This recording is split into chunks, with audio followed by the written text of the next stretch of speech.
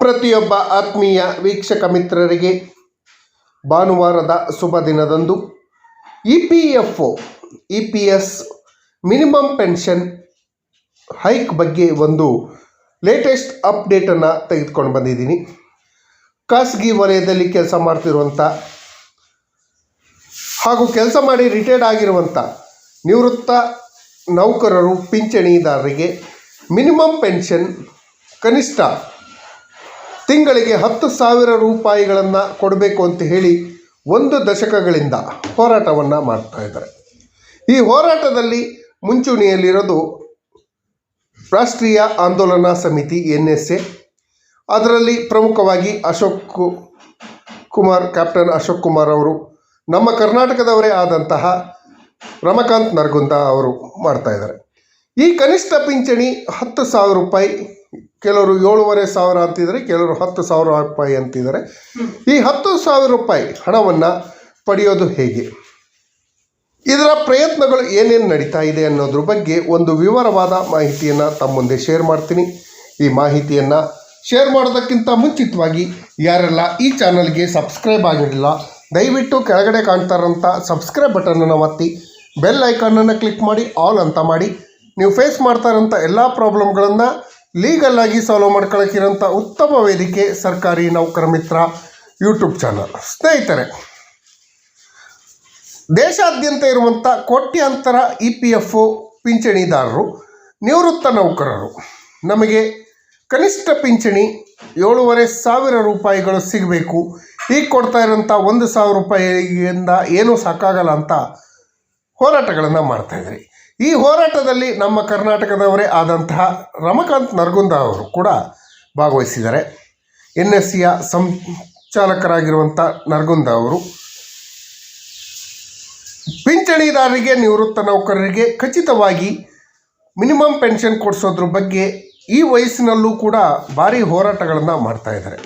ಇವರ ಹೋರಾಟಗಳ ಫಲವಾಗಿ ಕೇಂದ್ರ ಸರ್ಕಾರ ನಿವೃತ್ತ ನೌಕರರು ಹಾಗೂ ಪಿಂಚಣಿದಾರರಿಗೆ ಖಂಡಿತವಾಗಿಯೂ ಕನಿಷ್ಠ ಪಿಂಚಣಿ 7,500ರಿಂದ 10,000 ರೂಪಾಯಿ ಒಳಗೆ ಫಿಕ್ಸ್ ಮಾಡ್ಬೋದು ಅನ್ನೋ ನಿರೀಕ್ಷೆ ಇದೆ. ಈ ಬಗ್ಗೆ ರಮಾಕಾಂತ್ ನರಗುಂದರ್ ಅವರು ತಮ್ಮ ಯೂಟ್ಯೂಬ್ ಚಾನಲ್ನಲ್ಲಿ, ಕೇರ್ ಫಾರ್ ಯು ಯೂಟ್ಯೂಬ್ ಚಾನಲ್ನಲ್ಲಿ ಮಾಹಿತಿಗಳನ್ನು ಹಂಚ್ಕೊಳ್ತಿದ್ದಾರೆ.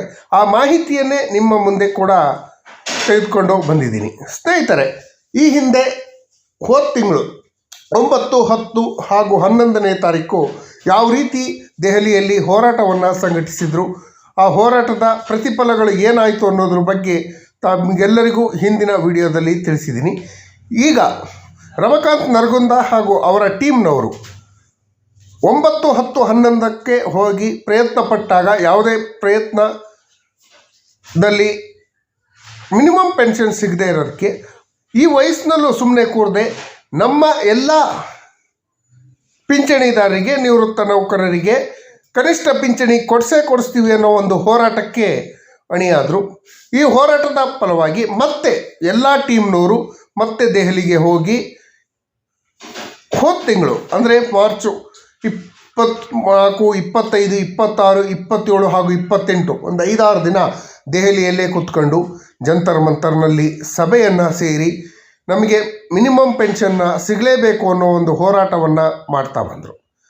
ಈ ಹೋರಾಟದಲ್ಲಿ ಪಾರ್ಲಿಮೆಂಟರಿ ಕಮಿಟಿ ಏನು ಶಿಫಾರಸು ಮಾಡಿತ್ತು ಕನಿಷ್ಠ ಪಿಂಚಣಿಯನ್ನು ಹೆಚ್ಚಳ ಮಾಡಬೇಕು ಅಂತ ಹೇಳಿ, ಆ ಕನಿಷ್ಠ ಪಿಂಚಣಿ ಹೆಚ್ಚಳ ಮಾಡುವಂಥದ್ದನ್ನು ಕೇಂದ್ರ ಕಾರ್ಮಿಕ ಸಚಿವರಾದ ಮನ್ಸುಖ್ ಮಾಂಡವೀಯರನ್ನ ಭೇಟಿ ಮಾಡಿ ಅವರ ಜೊತೆ ಕೂಡ ಡಿಸ್ಕಸ್ಸನ್ನು ಮಾಡಿದ್ರು. ಅದೇ ರೀತಿ CBT ಸಭೆಯಲ್ಲೂ ಕೂಡ ಈ ಬಗ್ಗೆ ಡಿಸ್ಕಸ್ ಆಗೋ ಥರನೂ ನೋಡ್ಕೊಂಡ್ರು. ಇಷ್ಟೆಲ್ಲ ಮಾಡಿದ್ರೆ ಕೂಡ ನಮಗೆ ಮಿನಿಮಮ್ ಪೆನ್ಷನ್ ಸಿಗದೇ ಇರೋದ್ರಿಂದ ಇದೇ ಕಮಿಟಿಯವರು ಮತ್ತೆ ದೆಹಲಿಯಲ್ಲಿ 24, 25, 26, 27 ಹಾಗೂ 28ರಂದು ಮತ್ತೆ ದೆಹಲಿಗೆ ಹೋಗಿ ಮೊದಲು ಪ್ರಯತ್ನ ಮಾಡಿದ್ದೇನು ಅಂದರೆ 24ನೇ ತಾರೀಕು ಉತ್ತರ ಪ್ರದೇಶದ ಮಥುರಾ ಸಂಸದರಾದ ಶ್ರೀಮತಿ ಹೇಮಾ ಮಾಲಿನಿ ಅವರನ್ನು ಭೇಟಿ ಮಾಡಿ ನಮಗೆ ಕನಿಷ್ಠ ಪಿಂಚಣಿ ಕೊಡಿಸೋದಕ್ಕೆ ಸಹಾಯ ಮಾಡಿ ಅಂತ ಕೇಳ್ಕೊಂಡ್ರು. ಅದಕ್ಕೆ ಪೂರಕವಾಗಿ ಸ್ಪಂದಿಸಿದಂಥ MP ಅವರಾದ ಹೇಮಾ ಮಾಲಿನಿ ಅವರು, ನಿಮ್ಮ ಜೊತೆ ನಾವಿದ್ದೀವಿ, ನಿಮಗೆಲ್ಲರಿಗೂ ಪಿಂಚಣಿ ಕೊಡಿಸೋಂಥ ಕೆಲಸವನ್ನು ಮಾಡ್ತೀವಿ, PMO ಆಫೀಸಿಂದ ನಾನು ಒಂದು ಅಪಾಯಿಂಟ್ಮೆಂಟನ್ನು ತೆಗೆದುಕೊಂಡು PMO ಆಫೀಸ್ಗಳ ಮೂಲಕ ನಿಮಗೆ ನ್ಯಾಯ ಒದಗಿಸುವಂಥ ಕೆಲಸವನ್ನು ಮಾಡ್ತೀನಿ ಅಂತ ಹೇಳಿದರು. ಅದೇ ರೀತಿ ನಮ್ಮ ರಾಜ್ಯದವರೇ ಆದ ತೇಜಸ್ವಿ ಸೂರ್ಯ ಅವರನ್ನು ಕೂಡ ಭೇಟಿ ಮಾಡಿ ಅವರನ್ನು ಕೂಡ ಆಶ್ವಾಸನೆಯನ್ನು ತೆಗೆದುಕೊಂಡರು. ಹೇಮಾಮಾಲಿನಿ ಅವರು PMO ಆಫೀಸಿಗೆ ಕರೆ ಮಾಡಿ ಒಂದು ಮೀಟಿಂಗ್ ಫಿಕ್ಸ್ ಮಾಡೋ ಸಮಯದಲ್ಲಿ PMO ಆಫೀಸಿಂದ ಒಂದು ಸಂದೇಶ ಬರುತ್ತೆ, ನೀವು ಹಣಕಾಸು ಸಚಿವರಾದ ನಿರ್ಮಲಾ ಸೀತಾರಾಮನ್ ರವರನ್ನು ಭೇಟಿ ಮಾಡಿ, ನಿರ್ಮಲಾ ಸೀತಾರಾಮನ್ ಅವರು ಈ ಸಮಸ್ಯೆಗಳಿಗೆ ಪರಿಹಾರವನ್ನು ಕೊಡ್ತಾರೆ ಅಂತ ಹೇಳಿದ್ದಕ್ಕೆ ಮತ್ತೆ ನಿರ್ಮಲಾ ಸೀತಾರಾಮನ್ ಅವರನ್ನು ಭೇಟಿ ಮಾಡೋಕ್ಕೆ ಅಪಾಯಿಂಟ್ಮೆಂಟ್ ಕೇಳಿದ್ರು ಕೂಡ ಬಿಜಿ ಶೆಡ್ಯೂಲ್ನಲ್ಲಿ ನಿರ್ಮಲಾ ಸೀತಾರಾಮನ್ ಅವರ ಅಪಾಯಿಂಟ್ಮೆಂಟ್ ಸಿಗದೇ ಇರೋದ್ರಿಂದ ಶ್ರೀಮತಿ ಹೇಮಾಮಾಲಿನಿ ಅವರು ಮುಂದೆ ನಾನು PM ಆಫೀಸಿಗೆ ಮಾತಾಡಿ ಮತ್ತು ಹಾಗೂ ನಿರ್ಮಲಾ ಸೀತಾರಾಮನ್ ಅವರೊಂದಿಗೆ ಮಾತನಾಡಿ ನಿಮಗೆ ಸಿಗಬೇಕಾದಂತಹ ಕನಿಷ್ಠ ಪಿಂಚಣಿ ಕೊಡಿಸೋಂಥ ಕೆಲಸವನ್ನು ಮಾಡ್ತೀನಿ. ಅದೇ ರೀತಿ ಕಾರ್ಮಿಕ ಸಚಿವರಾದ ಮನ್ಸುಖ್ ಮಾಂಡವೀಯ ಹಾಗೂ ಕಾರ್ಮಿಕ ಖಾತೆಯ ರಾಜ್ಯ ಸಚಿವರು ನಮ್ಮ ಕರ್ನಾಟಕದವರೇ ಆದಂತಹ ಶೋಭಾ ಕರಂದ್ಲಾಜೆ ಅವರನ್ನು ಕೂಡ ಭೇಟಿ ಮಾಡಿ ನಿಮಗೆ ಕನಿಷ್ಠ ಪಿಂಚಣಿ ಕೊಡಿಸೋಂಥ ಕೆಲಸವನ್ನು ಮಾಡ್ತೀವಿ ಅಂತ ಹೇಳಿ ಶ್ರೀಮತಿ ಹೇಮಾಮಾಲಿನಿ ಅವರು ಭರವಸೆಯನ್ನು ಕೊಟ್ಟರು. ತದನಂತರ ನಮ್ಮ ಬೆಂಗಳೂರು ದಕ್ಷಿಣದ ಸಂಸದರಾದ ತೇಜಸ್ವಿ ಸೂರ್ಯ ಅವರನ್ನು ಭೇಟಿ ಮಾಡಿದಂಥ ಟೀಮು ಅವರಲ್ಲೂ ಕೂಡ ಸರ್ಕಾರದ ಮೇಲೆ ಒತ್ತಡವನ್ನು ತಂದು ನಮಗೆ ಕನಿಷ್ಠ ಪಿಂಚಣಿಯನ್ನು ಕೊಡಿಸೋಂಥ ಕೆಲಸವನ್ನು ಮಾಡಬೇಕು ಅಂದಾಗ ತೇಜಸ್ವಿ ಸೂರ್ಯ ಅವರು ಕೂಡ ನಿವೃತ್ತ ನೌಕರರು ಹಾಗೂ ಪಿಂಚಣಿದಾರರ ಸಮಸ್ಯೆಗಳಿಗೆ ಸ್ಪಂದಿಸ್ತೀವಿ, ಈ ಬಗ್ಗೆ ಚರ್ಚೆ ಮಾಡ್ತೀವಿ, PMO ಆಫೀಸಲ್ಲೂ ಕೂಡ ವಿಚಾರ ಮಾಡ್ತೀವಿ, ಕೇಂದ್ರ ಕಾರ್ಮಿಕ ಸಚಿವರಾದ ಮನ್ಸುಖ್ ಮಾಂಡವೀಯವರನ್ನು ಹಾಗೂ ನಮ್ಮ ರಾಜ್ಯದವರೇ ಆದಂತಹ ಶೋಭಾ ಕರಂದ್ಲಾಜೆ ಅವರಿಗನ್ನು ಭೇಟಿ ಮಾಡಿ ನಿಮ್ಮ ಸಮಸ್ಯೆಗಳನ್ನು ಹೇಳ್ಕೊಂಡು ನಿಮಗೆ ಕನಿಷ್ಠ ಪಿಂಚಣಿ 10,000 ರೂಪಾಯಿ ಕೊಡಿಸುವಂಥ ಕೆಲಸವನ್ನು ಮಾಡ್ತೀವಿ. ಅದೇ ರೀತಿ ಪಾರ್ಲಿಮೆಂಟ್ರಿ ಕಮಿಟಿ ಪಾರ್ಲಿಮೆಂಟ್ರಿ ಕಮಿಟಿ ಅದು ನಮ್ಮ ಕರ್ನಾಟಕ ರಾಜ್ಯದ ಮಾಜಿ ಮುಖ್ಯಮಂತ್ರಿಗಳಾದ ಬಸವರಾಜ ಬೊಮ್ಮಾಯಿರವರ ನೇತೃತ್ವದಲ್ಲಿ ರಚನೆ ಮಾಡಿದಂತಹ ಪಾರ್ಲಿಮೆಂಟ್ರಿ ಕಮಿಟಿ ವರದಿಯನ್ನು ಕೊಟ್ಟಿದೆ ಬಸವರಾಜ ಬೊಮ್ಮಾಯಿ ಅವರು. ಆ ವರದಿಯನ್ನು ಪರಿಶೀಲನೆ ಮಾಡಿ ವರದಿಯಲ್ಲಿರುವಂಥ ಅಂಶಗಳನ್ನು ಮಾನ್ಯ ಪ್ರಧಾನಮಂತ್ರಿಗಳ ಗಮನಕ್ಕೆ ತಂದು ನಿಮಗೆಲ್ಲರಿಗೂ ಸಿಗಬೇಕಾದಂತಹ ಕನಿಷ್ಠ ಪಿಂಚಣಿಯನ್ನು ಕೊಡಿಸೋಂಥ ವ್ಯವಸ್ಥೆಯನ್ನು ಮಾಡ್ತೀವಿ ಅಂತ ಕೂಡ ಹೇಳಿದ್ರು. ಅದೇ ರೀತಿ ಕನಿಷ್ಠ ಪಿಂಚಣಿಗಾಗಿ ನಿಮ್ಮ ಪ್ರಯತ್ನಗಳು ಬೇಕು. ನಿಮ್ಮ ಜಿಲ್ಲೆಗಳಲ್ಲಿರುವಂಥ ಸಂಸದರನ್ನು ತಕ್ಷಣ ಭೇಟಿ ಮಾಡಿ ಸಂಸದರ ಮೂಲಕ ಒತ್ತಡವನ್ನು ತರಿಸುವಂಥ ಕೆಲಸವನ್ನು ಮಾಡಿ.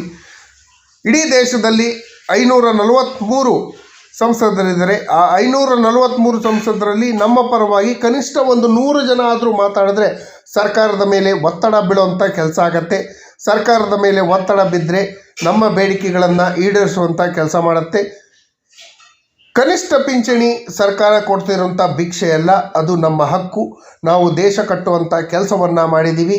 ಹಾಗಾಗಿ ಕೇಂದ್ರ ಸರ್ಕಾರ EPFO ನಿವೃತ್ತ ನೌಕರರಿಗೆ ಪಿಂಚಣಿದಾರರಿಗೆ ಕನಿಷ್ಠ 10,000 ರೂಪಾಯಿ ಕನಿಷ್ಠ ಪಿಂಚಣಿಯನ್ನು ಕೊಡಲೇಬೇಕು ಅಂತ ಹೇಳಿ ಮನವಿಯನ್ನು ಮಾಡ್ಕೊಳ್ತೀವಿ. ನಮ್ಮ ಪ್ರಯತ್ನ ಇನ್ನೂ ಮುಂದುವರಿಯುತ್ತೆ ಅಂತ ಹೇಳಿ ಕೂಡ ತಿಳಿಸಿದರೆ ಅವರ ಪ್ರಯತ್ನಕ್ಕೆ ನಾವು ಜೊತೆಯಾಗಿ ಇರೋಣ ಅಂತ ಹೇಳ್ತಾ ಆದಷ್ಟು ಶೀಘ್ರದಲ್ಲೇ ಕನಿಷ್ಠ ಪಿಂಚಣಿ ಸಿಗಲಿ ಅಂತ ಆಶಿಸ್ತಾ ಈ ಮಾಹಿತಿ ನೋಡಿದ್ದಕ್ಕೆ ಧನ್ಯವಾದಗಳು. ಜೈ ಹಿಂದ್, ಜೈ ಕರ್ನಾಟಕ ಮಾತೆ.